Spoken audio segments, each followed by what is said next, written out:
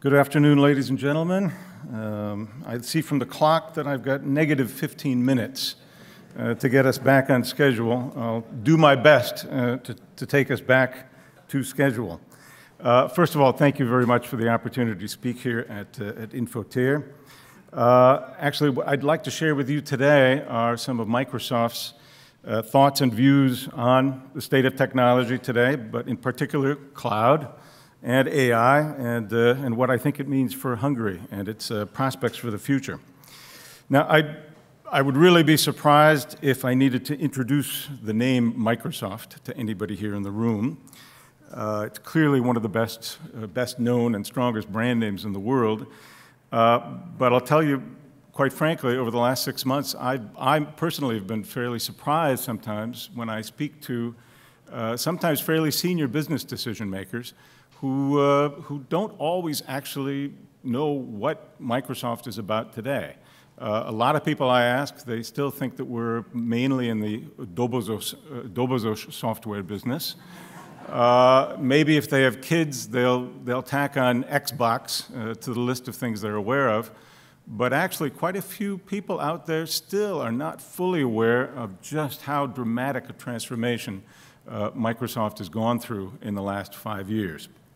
The fact is that Microsoft has transformed itself dramatically over that period, and during that course of time, we have consciously reduced our dependence on dobozos software, and we've moved full force into cloud, AI, and as part of cloud and AI, cybersecurity as well.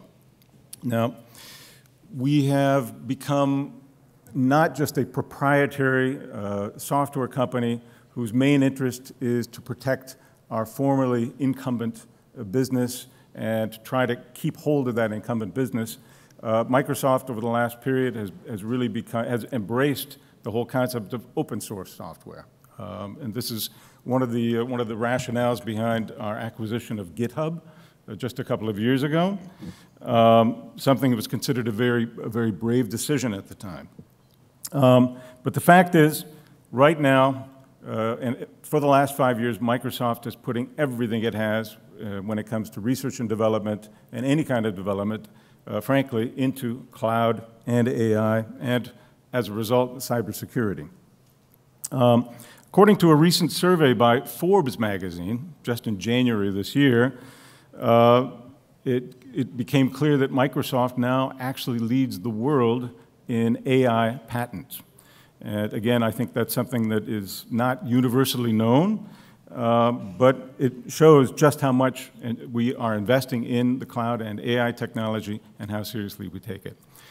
We invest over $1 billion every year in cybersecurity. We have almost 4,000 experts worldwide who are working just on the cybersecurity part of the equation.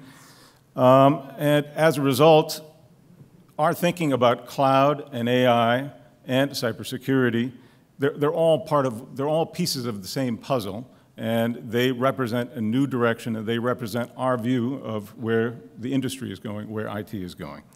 And that view has been understood by many of our customers over the years, but increasingly it's recognized by capital markets as well. So one thing, again, that not everybody is aware of, but over the last 3 years, Microsoft's market capitalization, Microsoft's value on the stock exchange has actually tripled. And very recently, we became the world's most valuable company, hitting the $1 trillion mark. And I have to emphasize that the main reason for that increase in value is cloud and AI, not dobozos software. That is a result that I personally am quite proud of. But I'm proud not just of having that kind of result. What I'm really proud of is that the way that we go about that strategy, the way we pursue a cloud and AI strategy is that we do not make any attempt, it is not part of our business model to harvest data from our customers or to market that data on to third parties.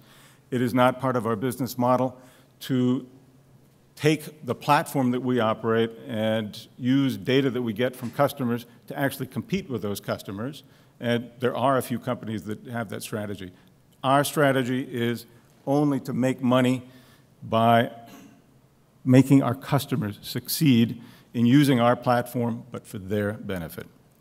Now, the starting point for our strategy has been clearly the explosion of data that has been going on for the last few years and is continuing around us.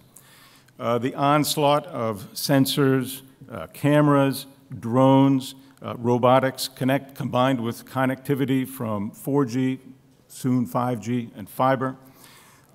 This is driving the dynamics of the entire business world today.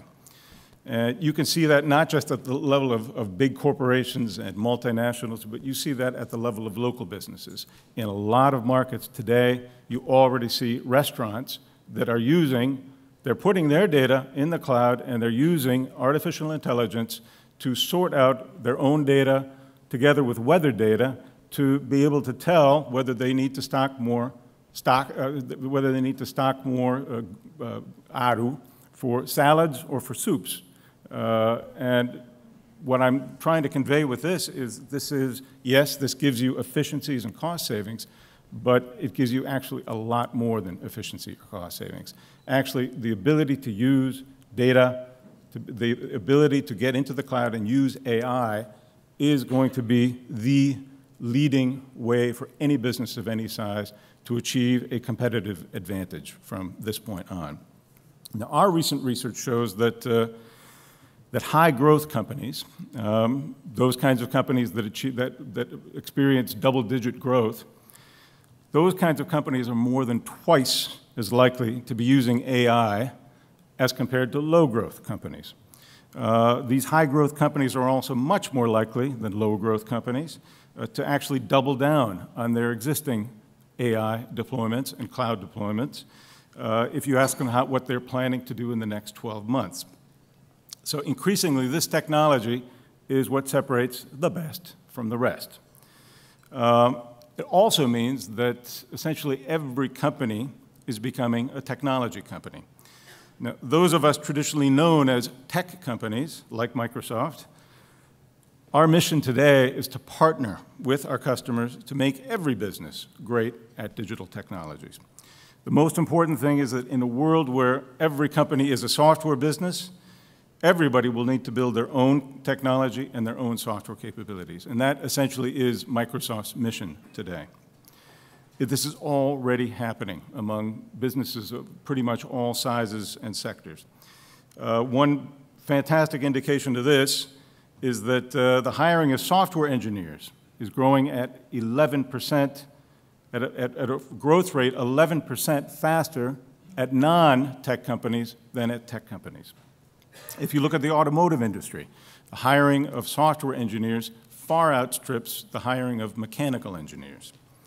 And that's why our focus is on helping organizations to build up their own technological capabilities.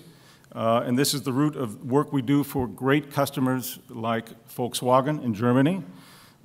We are working with them to build up their own automotive cloud, which will enable VW to strengthen and optimize all their connections throughout the chain between their customers, their suppliers, and their own technology platforms.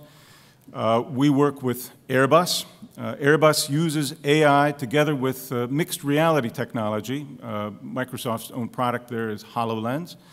And combining these technologies is what helps Airbus to service their aircraft and generate some competitive advantage out of using AI with all the data that they use from their core business. Now, what is important is that not only are companies using AI for improving their efficiency, but we believe that AI already is resulting in new business models. So if you look at the financial services industry, if you look at the insurance industry, for example, new entrants into the insurance company, into the insurance business, one of their key competitive differentiators is using AI to generate offers. They use machine learning, they use natural language processing and chatbots to be able to process and pay out claims in minutes. This is their competitive differentiator, and it means that AI is enabling entirely new business models, not just improving efficiency of existing ones. But more important than all of this is what we call the democratization of AI. We believe at Microsoft that what AI is capable of doing and is starting to show the signs of doing is not just helping larger companies to be larger. We believe that there is a strong, almost a leveling effect that can be performed by AI, which can democratize the access to this kind of technologies, which means that in the future, actually starting right now, you don't necessarily have to be the biggest and most powerful enterprise in today's market. You can be small, you can start out small and use AI technologies to generate disruption, and you can generate high growth from being a small business. And we think that it's especially key that small business owners start to use AI technologies to their advantage. What we have seen from research that we've conducted recently, together with Gartner, is that worldwide, over 55% of SMBs have stated that they already implement or have plans to implement artificial intelligence solutions within the next 12 months. So what we see is that the adoption of artificial intelligence does have the potential to level the playing field. And this is something we see that can apply to companies, but it can also apply to countries. What we believe is that the future does not have to belong to those who are big and powerful today, but to those who understand these technologies better than others and are willing and brave enough to act on them today. This is the reason why many of the most successful companies and actually countries today are not necessarily the big ones, but the most innovative ones, the ones that actually get it when it comes to AI. And here I can list examples of countries such as Estonia or Singapore who punch far above their weight because they adopt these technologies quicker than other countries do. I think the good news is that Hungarian companies are starting to catch on, both on the cloud and how to use AI in a practical way. Not long ago, what we experienced was that many Hungarian companies were still nervous about going onto the cloud at all. But what we see today is that many of Hungary's most innovative companies are not only in the cloud, but doing things with the cloud and AI together that measurably improve their competitiveness. Every single one of Hungary's well-known success stories in the virtual world, and here I'm talking about companies such and some of our customers as well, such as Milyen or tizedik, these are all companies that were actually born in the cloud, who use AI as a natural part of their business. And it's one of the reasons they've been able to expand internationally quickly enough to actually compete worldwide. But there are recognized market leaders not in that category, some bricks and mortar companies such as Vállalat International, who also have moved to the cloud and use AI every day. And they've been able to use AI tools to be able to optimize their trucking routes and save 90% on their logistical costs. So I believe that these kinds of stories will do as much for Hungary's competitiveness as stories such as Milyen. And while I'm, of course, glad to see companies starting to pick up the ball on AI and the cloud in Hungary, I'm also happy to see the Hungarian government recognizing the importance of AI with the progress we've seen to date in the AI coalition, in which we also play an active role. Because while there's much that private companies can do to move things along and accelerate adoption of these technologies, there's obviously a tremendously important role to play by government to ensure that Hungary is a leader in the future. We at Microsoft are ready to be partners in building and enabling that future. Thank you very much for your attention.